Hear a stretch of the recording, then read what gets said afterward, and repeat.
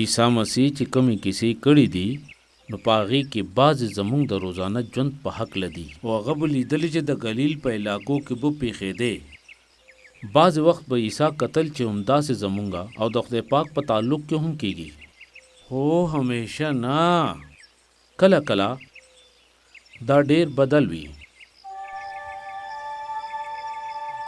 د لوکا په انجیل 11 باب کې عیسی مسیح د یو کلي په هکله کیسه وکړه. دا یو داسې ځای و چېرته چې ډېر څه نه پیښېدل. د دې شروع هم لکه د نور کله د ماښام په شانه شو. سړي د پټو نه کور ته راغلل او کلي کې ښځو د خپلو کورنو دپاره ډوډۍ تیاره کړه. ډوډۍ سهار پخه کړې شوې وه او هغې کله د ټولې ورځې دپاره کافي ډوډۍ وه، خو کله کله به دا ډوډۍ په ځای ختمه شوه او د ماښام نه پس به باقي پاتې نه شوه. هیچا هم سړه ډوډۍ خوړل نه غوښتل.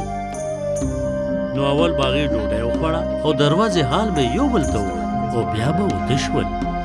د مقدسو ورځو او رسمونو نه علاوه همیشه به هم داسې کېدل او په کلي کې نورو کورنو به هم همیشه د ماښامې هم داسې کول.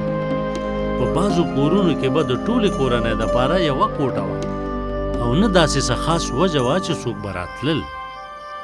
دا یو خاموشه ځای و.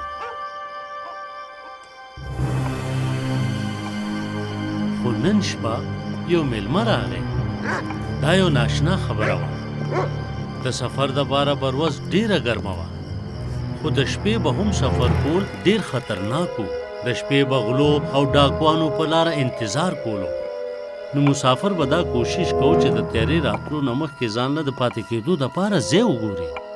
دا سړی د دې خلکو نه نه و او هغه ته پته ده چې دوی به ورله ځای ور نه کړي. نو په داسې وړو کلو کې به خلکو مسافران کور کې نه پرېښودل، هسې نه چې چاته د دې په هکله پته ولګي. نو بیا به د کلي هغه کس د هر څه په خپله بندوبست کولو. د بهر نه به ورته مدد نه میلاوېدو. هغې به په خپله د خپلو ځانونو حفاظت کولو. په داسې ځایونو کې به انصاف ډېر زر کېده او انصاف به سخت و. خو په دې موقع باندې دا ضروري نه و. دا یو ملګری و. په کلي کې هغه کور ته دا مېلمه ناڅاپي راغی. د یو ملګري راتلل به همیشه ډېر خاص و او خاص طور باندې ناوخته په حفاظت سره را رسېدو دپاره د خدای شکر ادا کول پکار و. هلته د میلمستیا رواج دا و چې د میلمه به ډېر زیات عزت کېدو. په دې به نه خفه کېدل چې دا نیمه شپه ده. اول به د میلمه خپې ووینځلې. د میلمنو په ښه طریقې سره خیال ساتل صرف د هغې کورنۍ د عزت خبره نه وه، بلکې د ټول کلي د عزت خبره وه.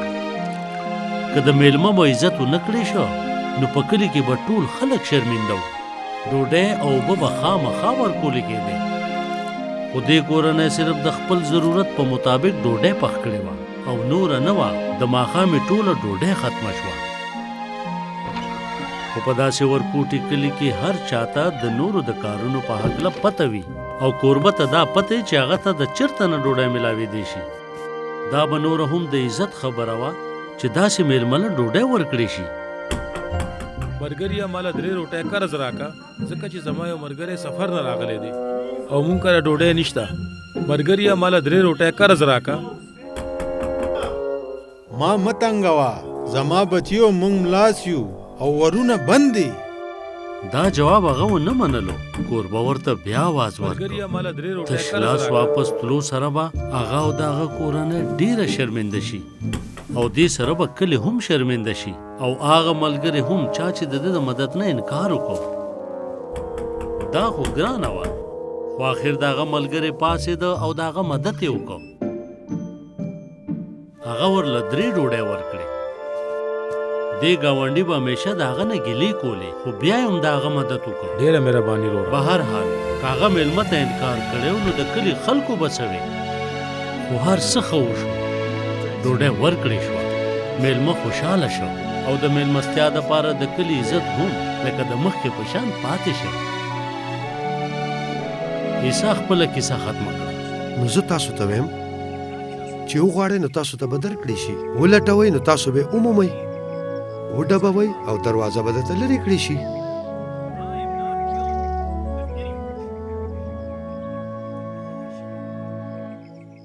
چې کله خلک مونږ سره په کومه طریقه سلوک کوي نو دې سره مونږ ته دا احساس کیږي چې خدای پاک به مونږ سره څنګه سلوک کوي.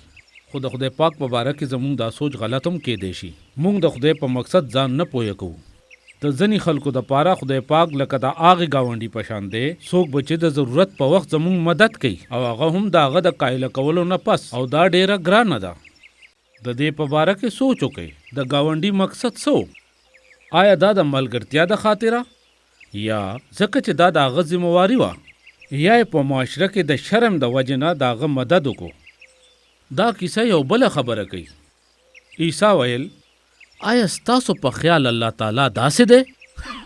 نه، بالکل نه. د خدای مقصد مینه دی.